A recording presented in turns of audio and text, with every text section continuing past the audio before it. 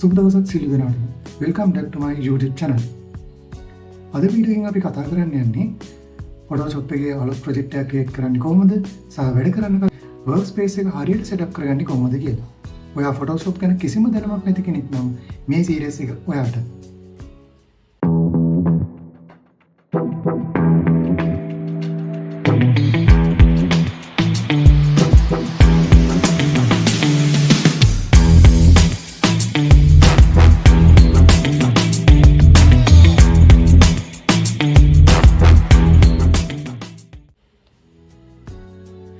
මුලින්ම අපි Photoshop open කරගමු. මම යනවා start menu එකට. යනවා Photoshop. මම use කරන්නේ Adobe Photoshop 2021. දැන් Photoshop එක load වෙනවා.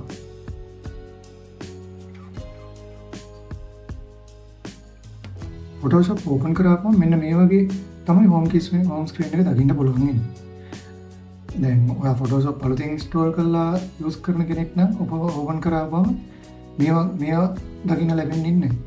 මේ තියෙන්නේ recent project. ඒ කියන්නේ මම කලින් create කරගත්ත project තමයි මෙතන තියෙන්නේ.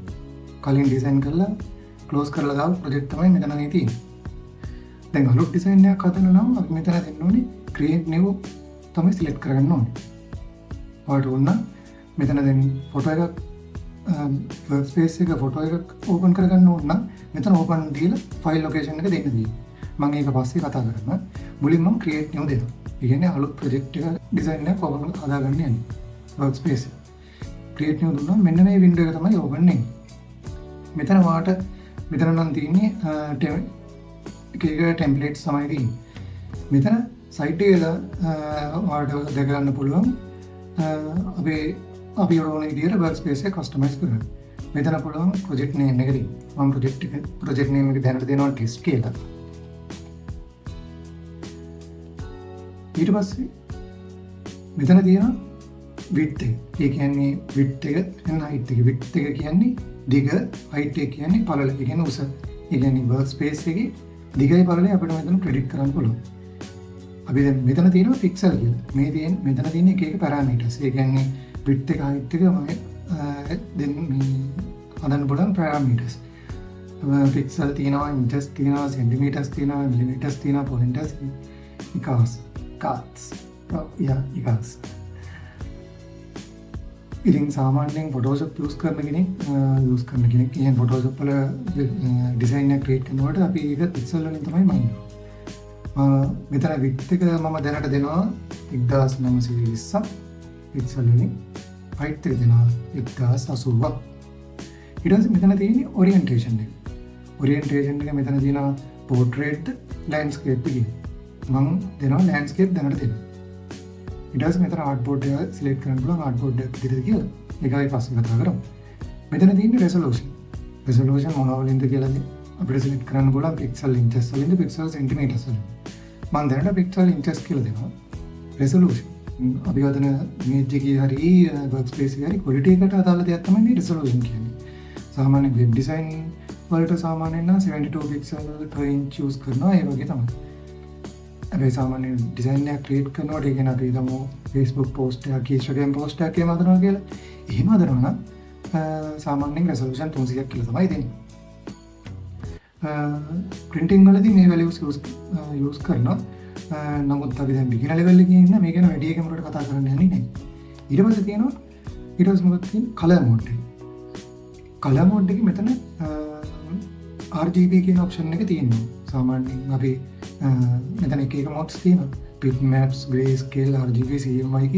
මේ CMYK color use කරන්නේ සාමාන්‍යයෙන් අපි මේ design එක printing වලට use කරනවා නම් එහෙනම් CMYK එක තමයි use කරන්නේ. නැත්තම් අපි digital විදිහට මේක represent කරනවා නේ. කියන්නේ computer screen එකේ website එකේ social media design වලට තමයි RGB color mode එක තමයි use කරන්නේ. මෙතන මම bit ගන්න දෙනකොට මම 8 bit දෙනවා. මෙතන තියෙනවා background එක. background එක අපිට white color, black color, transparency ඒ ඕන විදිහට දෙන්න පුළුවන්. දැනට මම white background එක තමයි use කරන්නේ. මෙතන advanced option කියලා එකක් තියෙනවා. මම දැනට ඒක එහෙම කියලා මම දෙනවා create new. මේක තමයි Photoshop එකේ canvas එක. කැන්වස් කියන්නේ අපි ඩිසයින් කරන වැඩ කරන ඒරියා එක. අපි දැන් වැඩ කරන ඒරියා එක මෙතනදී මේ පෙන්නන්නේ වැඩ කරන ඒරියා එක. එතකොට මේ පැත්තෙන් දකින්න ලැබෙන ඔයාලට ටූල් සෙට් එක. මේ ටූල් සෙට් එක යූස් කරලා තමයි එක එක වැඩේම කරන්නේ. ඒ වගේම මෙතන තියෙනවා හෙඩ් එක. මේ වින්ඩෝ එකේ හෙඩ් එක. ඒ කියන්නේ අපි දැන් මෙතන එක එක ටූල් යූස් කරනකොට මේ හෙඩ් එක වෙනස් වෙනවා. ඒකට අදාළ ඔප්ෂන් වලට. ඊට පස්සේ මේ තියෙන රෝල් එක අපි ගන්න පුළුවන් නැති කරන්න පුළුවන්. ඊට පස්සේ මේ පැත්තට අදාළ මේ පැත්තේ තියෙනවා දකුණු පැත්තේ තියෙනවා එක එක ටූල්ස් තියෙනවා. ඒවා අපි ඉදිරියට වැඩිපුර කතා කරනවා. මේ තියෙන ලේයර් පැනල් එක. මෙතන තමයි ලේයර්ස් ටික ඕපන් වෙන්නේ. කියනවා මෙතන මොනවා ටාස්ක් එක කරත් ඒකට අදාළ වෙනවා ලේයර්ස් එනවා. ලේයර්ස් තියෙන එක අපි වාසිය අපි ඊළඟ වීඩියෝ එකෙන් කතා කරනවා. දැනට ඒක ඔක්කොම මතක තියාගන්න ඔයාලා. මෙතන ලේයර්ස් තමයි පැනල් එකේ තියෙන්නේ. දැන් අපි බේසික් නැවිගේෂන් ටිකක් බලමු. කොහොමද zoom කරන්නේ? zoom කරන්න ඔයාලට පුළුවන් control එකත් එක්ක plus එක ක්ලික් කරලා zoom කරන්න. zoom out කරන්න control එකත් එක්ක minus ක්ලික් කරන්න. ඒතර zoom out වෙනවා. ඊළඟට තව විදියක් පුළුවන්. ඔයාලට මේක සමහර අයගේ කම්පියුටර්ස් වල වෙනස් වෙන්න පුළුවන්. තව විදියක් තියෙනවා. control alt එකත් එක්ක mouse එකේ scroll wheel එක ඉස්සරහට කරපන්. ඒතර zoom in වෙනවා. ආයි alt එකත් එක්ක press කරගෙන zoom out කරන්න ඕන නම් mouse wheel එක back එකට කියන්නේ ඔයාලා පිටිපස්සට scroll කරන්න. ඊට පස්සේ දැන් අපි හිතන්නේ මේවා කැන්වස් එක තියෙනවා කියලා අපිට දැන් කැන්වස් එක හරියට ෆිට කරගන්න ඕන නම් ක්ෂණික ෆිට කරන්න කන්ට්‍රෝල් එකත් එක්ක 0 ක්ලික් කරන්න. ඒකට කැන්වස් එක ගන්නට වින්ඩෝ එකට ෆිට කරලා යනවා. තව ඕනනම් අපිට තව ඔප්ෂන් එකක් තමයි මේ කැන්වස් එක අපිට එහාට මෙහාට කරන්න ඕනේ. අපිට පුළුවන් කීබෝඩ් එකේ ස්පේස් බාර් එක ඔබාගේ මේක ඉන්න. ඉතින් අපිට කැන්වස් එක ඕන විදිහට අපිට ඇඩ්ජස්ට් කරගන්න පුළුවන්. මේ ඉන්නේ මූව් කරන්න පුළුවන්. මම ආයි කන්ට්‍රෝල් 0 කරලා වර්ක් ස්පේස් එක ෆිට කරගන්නවා. දැන් අපි වර්ක් ස්පේස් එක ගැන බලමු. ෆොටෝෂොප් එක වැඩ කරනකොට වර්ක් ස්පේස් එක ක්ලීන් එකේ තියාගන්න එක ගොඩක් වැදගත්. අපිට අවශ්‍ය පැනල්ස් නැති වෙලා තිබ්බොත් මෙතන තියෙන අපිට වින්ඩෝ එක ක්ලික් කරලා මෙතන අවශ්‍ය පැනල් එක ගන්න පුළුවන්. ඒ කියන්නේ හිතන්න අපිට මෙතන ලේයර් පැනල් එක නැහැ කියලා. ඒතකොට ලේයර්ස් අපිට ක්ලික් කරන්න පුළුවන්. දැන් හිතන්න අපිට මෙතන gradient tool එක තියෙනවා. අපිට gradient tool එක යූස් කරන්න පුළුවන්. දැන් gradient tool එක යූස් කරනකොට මෙතන පොඩි වින්ඩෝ එකක් ඕපන් වෙනවා.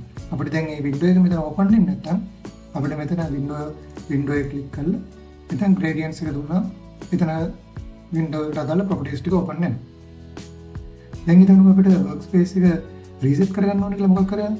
එතකොට default දෙන essential default එක දෙන්න. සාමාන්‍ය workspace එක essential default තියෙන එක හොඳයි. එතකොට හැමෝටම පාස් විදිහට මේවා තියෙනවා. එක එක නැත්නම් අපිට පුළුවන් reset. දැන් අපිට ඕන නම් පුළුවන් new workspace එක design කරන්න. ඒතර අපිට ඒක නමක් දෙන්න පුළුවන්, shortcuts දෙන්න පුළුවන්. එක විදිහට අපිට ඒක කස්ටමයිස් කරගන්න පුළුවන්. දැන් හිතන්නකෝ ඔයා ඉදිරියට යන විදිහට මේක කස්ටමයිස් කරලා මේක රීසෙට් කරගන්න ඕන නම් කලින් තිබුණ විදිහට ඩිෆෝල්ට් දෙන්න පුළුවන් නැත්නම් රීසෙට් essential දෙන්න පුළුවන්. දැන් අපි බලමු ප්‍රොජෙක්ට් එක සේව් කරන්න කොහොමද කියලා.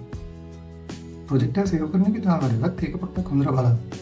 ප්‍රොජෙක්ට් එක සේව් කරන්නේ අපි යනවා ෆයිල් වලට. ෆයිල් ගිහිල්ලා මෙතන දෙනවා save as දෙනවා. එතකොට වාක් සේව් කරන්න ඕන ලොකේෂන් එක දෙන්න තියෙනවා. මම දැනට ඩවුන්ලෝඩ්ස් වල සේව් වෙනවා. මෙතන ෆයිල් නේම් එක දෙන්න පුළුවන්. මම කලින් ඩිස්ක් කියලා දෙන්න තියෙන්නේ. මෙතන අපිට සේව් කරන්න ඔප්ෂන් ගොඩාක් තියෙනවා. මම මේක දැනට PSD. ඒ කියන්නේ සාමාන්‍යයෙන් Photoshop ෆයිල් එක සේව් කරගන්නේ PSD ෆයිල් එකට. ඒ කියන්නේ එතකොට PSD ෆයිල් එකේ ඇඩ්වාන්ටේජ් එක තමයි අපේ layers editing information ඔක්කොම සේව් වෙනවා. එතකොට අපිට ආයේ මේ Photoshop close කරාට පස්සේ ආයේ project එකේ ෆයිල් එක open කරාම කෙලින්ම අපි අන්තිම නවත්තපු තැනට එනකම් ඔක්කොම අන්තිමට සේව් කරපු තැනට එනකම් ඔක්කොම මේ ආපහු රීಓපන් වෙනවා. දැන් මම මෙතන සේව් දෙනවා. ඒතකොට ඒක සේව් වෙනවා. දැන් හිතන්නකෝ ඔයාලට දැන් මෙතන ඉමේජ් එකක් තියනවා කියලා. දැන් මොකක් හරි අපි Facebook post එකක් හදනවා. post එක හදුවට පස්සේ මෙතන image post එක තියෙනවා. අපිට මේක PNG හරි JPG විදිහට සේව් කරගන්න ඕනේ කියලා හිතන්නකෝ. එහෙම වුණාම කරන්නේ යනවා මෙතන ෆයිල් එකට. මෙතන යනවා export කරන්න. export ගිහලා export as දෙනවා. එහෙම කරාම මෙන්න මේ වගේ window එකක් open වෙනවා. මෙතන ඔයාලට format එක select කරගන්න පුළුවන්. ඔයාලට PNG එකක් විතර save කරගන්න ඕන නම් PNG කියලා දෙන්න දෙන්න පුළුවන්. එහෙම නැත්නම් ඔයාලට JPG එකක් විතර save කරන්න, එහෙම GIF එකක් විතර save කරගන්න ඕන නම් එහෙම දීලා අපි save කරගන්න පුළුවන්. දැනට මම JPG කියලා දෙනවා. ඊට පස්සේ මෙතන quality එක change කරන්න පුළුවන් good very good එහෙම දීලා මම මෙතන දැනට excellent කියලා දෙනවා. මෙතන මම image size එක මොකද වෙනස් කරන්නේ නැහැ width එක height එක scale එක මොකද මම මුලින්ම workspace එක create කරනකොට මේක size එක දීලා තිබ්බා. canvas size එක මේ මොකද මම change කරන්න යන්නේ නැහැ. ඊට පස්සේ මම export දෙනවා. export දුන්නා මෙතන එනවා කොහෙද මේක save කරන්න ඕන file location එක මම downloads කියලා ඒක save කරන්න දෙනවා. මේක save වෙනවා. හොඳයි අද වීඩියෝ එකේ අපි කතා කරේ Photoshop වල first project එකක් create කරන්නේ කොහොමද workspace එක කොහොමද සහ ඒක save කරගන්නේ කොහොමද කියලා තමයි මම අද වීඩියෝෙන් කතා කරේ. ඊළඟ වීඩියෝෙන් අපි Photoshop වල වැදගත්ම concept එකක් කරන layers ගැන ඉගෙන ගමු. වීඩියෝ එක useful වුණා නම් like කරන්න, subscribe කරන්න. See you guys in the next video.